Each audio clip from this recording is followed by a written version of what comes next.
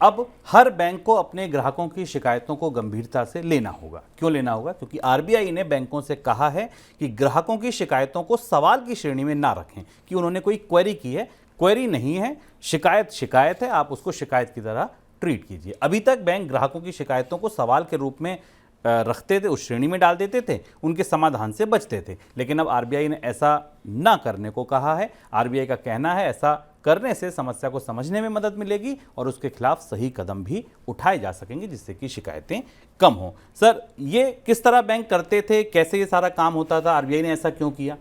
शुभम, हो क्या रहा है बैंकों में, बैंक बहुत स्मार्टली ग्राहकों की शिकायतों को छिपाते हैं।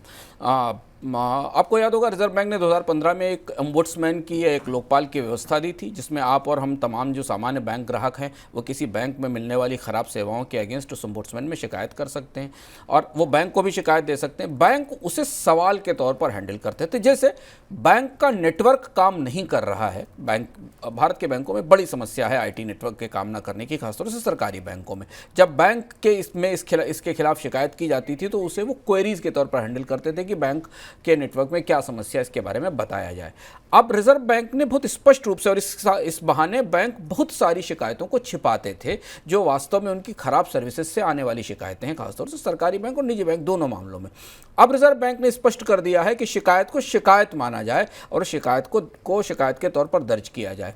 यह ऐसा इसलिए हुआ कि लोग जब बैंकों में अपनी समस्याएं या शिकायतों का समाधान ना होने से परेशान होकर ओम्बुड्समैन के पास जाते थे और उनके पास कोई सूचना भेजते थे तो बैंकों के पास से जाने वाली सूचनाओं के आधार पर वो शिकायत नहीं मानी जाती थी, पूछताछ मानी जाती थी कि बैंक से किसी तरीके का पूछताछ की जा रही है।